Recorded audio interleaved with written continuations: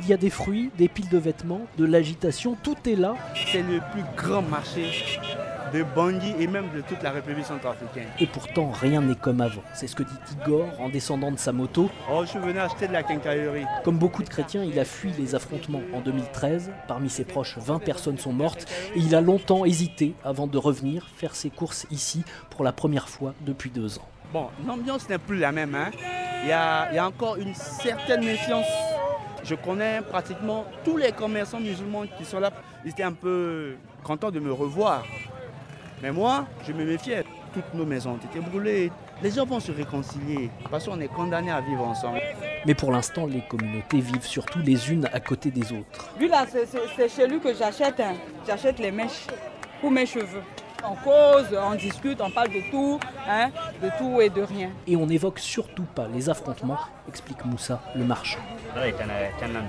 Quand les clients viennent, on ne parle pas de ça. Du côté musulman comme du côté chrétien, il y a eu des morts, c'était la guerre. Mais les gens qui ont perdu leurs proches se taisent. Car les règlements de compte continuent et les groupes armés sont toujours là. À l'entrée du quartier, quelques jeunes assis surveillent le périmètre. Ibrahim Abdel Fattah est musulman, sa maison a brûlé. Pour lui, pas question de déposer les armes, pas question non plus de sortir de l'enclave musulmane. Tu vas pas du côté chrétien? Ouais, c'est trop dangereux parce qu'il y a trop de bandits. Ma mère est morte, mon père est mort. Est-ce qu'il y a vraiment une réconciliation possible? Non, il n'y a pas de réconciliation possible.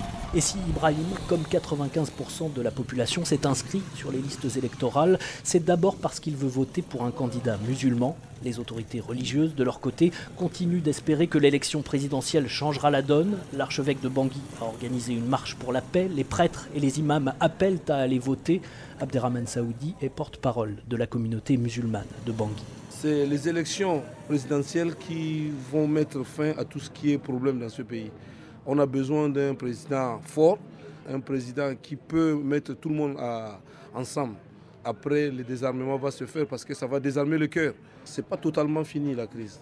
Tant qu'il y aura des gens armés, on ne va pas dire que c'est fini. Car les milices chrétiennes anti-Balaka et les bataillons combattants de la Séléka se sont divisés en une multitude de petits groupes qui, dans l'ensemble du pays, coupent les routes, rackettent les conducteurs et organisent des trafics de café ou de diamants. Quel que soit le vainqueur de l'élection, le premier défi du président, ce sera d'assurer la sécurité dans un pays où le système judiciaire est quasiment inexistant, avec des magistrats sans budget et une police sans moyens.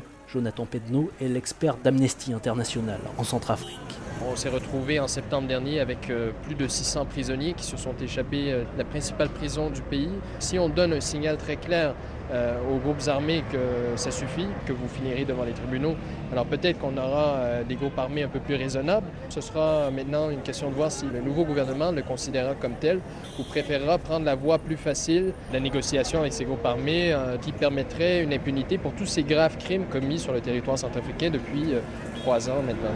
L'autre inconnu, c'est le rôle que va jouer la communauté internationale.